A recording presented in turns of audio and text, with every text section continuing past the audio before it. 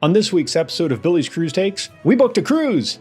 We'll talk about which sailing and why. Also, we'll discuss Alaska, mixed vaccines, and the new state of the conditional sail order.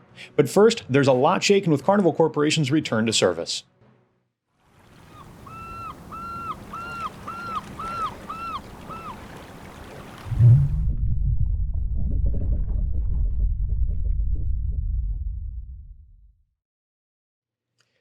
Carnival Corporation is the largest cruise company in the world. In addition to owning and operating Carnival Cruise Line, they also have Cunard, Princess, Holland America, Seabourn, AIDA, Costa, and others. While Carnival Cruise Line restarted their operations earlier this month, the company announced this week that they plan to deploy additional ships in the coming months, with 100% of Carnival Cruise Line ships in service with guests by the end of 2021. Popular brands Princess Cruises and Holland America both returned to service in Alaska this weekend, starting July 24th. My take. To many non-cruisers, Carnival is the first brand they think of when someone mentions cruising, so a full fleet deployment of that brand will be very visible to the public. This, of course, is a great responsibility, and all of the Carnival Corporation brands will be sailing with at least 95% of guests fully vaccinated against COVID-19.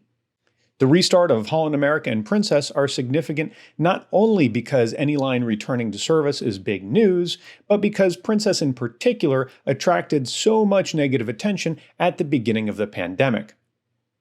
Overall, deployments of so many ships across so many brands, more than we've mentioned here, is wonderful to see and leaves us hopeful that the industry continues to see positive signs in terms of momentum and bookings. Princess and Holland America aren't the first big cruise lines back in Alaska, though. That honor goes to Royal Caribbean's Serenade of the Seas. She departed Seattle on July 19th and is not only the first to return to Alaska, but the first ship to be allowed to sail because of the Alaska Tourism Recovery Act, which permits a select number of cruise ships this year to sail from Seattle to Alaska without the need to stop in a foreign port. This stop is usually a requirement of the Passenger Vessel Services Act, but Canada isn't allowing cruise ships to return until November of this year, after the conclusion of the Alaska cruise season. My take. All of this is truly wonderful news for the small Alaskan towns where over 80% of residents depend on the cruise industry for work, but which saw no cruise ships in 2020.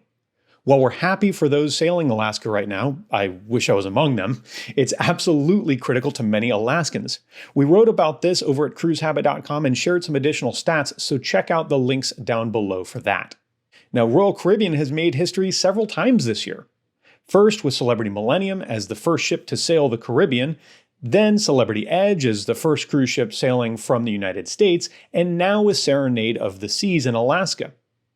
At a press conference ahead of Celebrity Edge's first sailing in Port Everglades a few weeks ago, CEO Richard Fain said the company hasn't necessarily done anything special to be the first.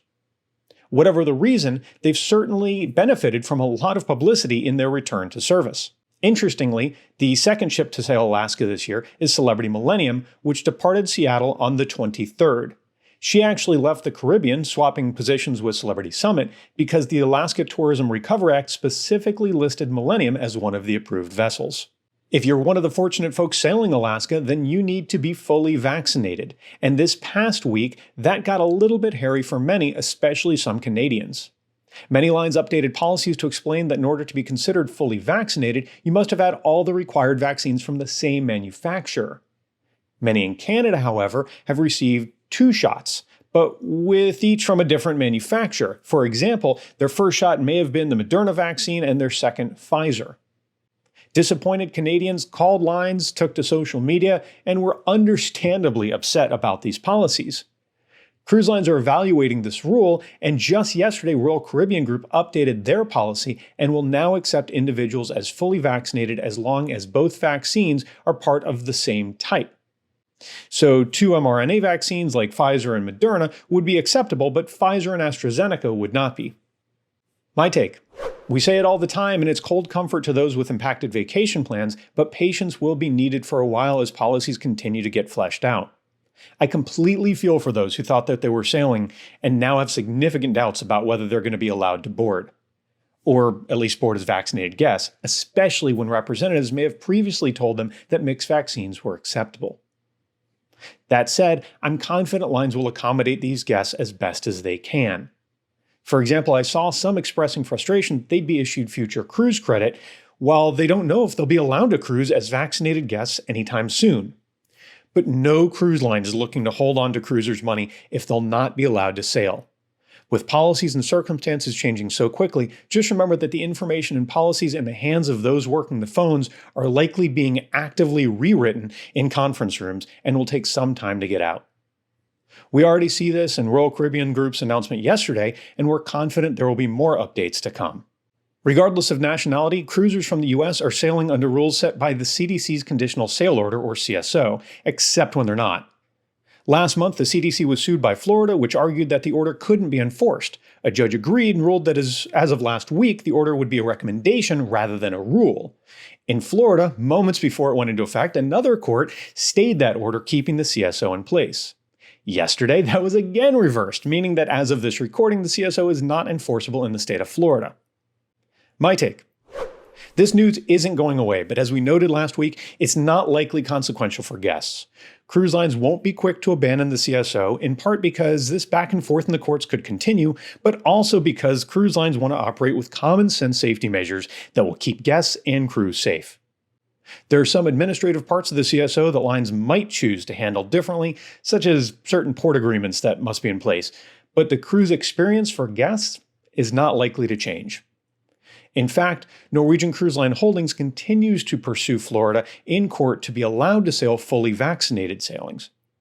This means that while there are different cruise experiences depending on vaccine rates on a given ship, many in the industry endeavor to do more to assure guest safety while avoiding community spread on board and allowing for normal cruises. They're not looking to drop safety measures regardless of the state of the CSO. Finally, we booked another cruise. All right, this may not be big news like the first cruise ships heading back to Alaska, but we're excited. Next month, we'll be boarding MSC Meraviglia for a cruise to their private island, Ocean Cay Marine Reserve. Why this sailing? Well, we love the opportunity to see new classes of ships and sail a variety of lines. We've only been on MSC once before, and that was on Seaside. The big catalyst here, the deal. Some August and September MSC sailings are offering veranda staterooms for the same price as insides. This means you can take a 3-night cruise on a new ship in a veranda for as little as $179 a person. We just couldn't say no to that. Plus, Ocean Cay Marine Reserve is a recent addition to the world of cruise line private islands, and we're really excited to see what that's like. Sitting out at a beach bar or in a lounge chair, sipping a drink and doing research. Of course, we'll be sharing all of that research with you on social media and at cruisehabit.com.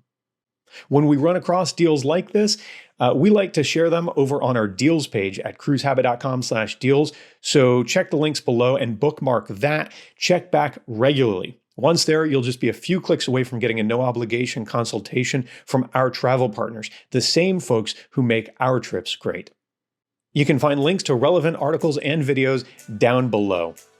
Leave a comment and let us know what you think about the Billy's Cruise Takes series and what you'd like to see. For more cruise tips and information, be sure to like this video, click below to subscribe to the cruisehabit.com YouTube channel, follow us on Facebook, Twitter, and Instagram, and check out cruisehabit.com. We look forward to talking ship with you real soon.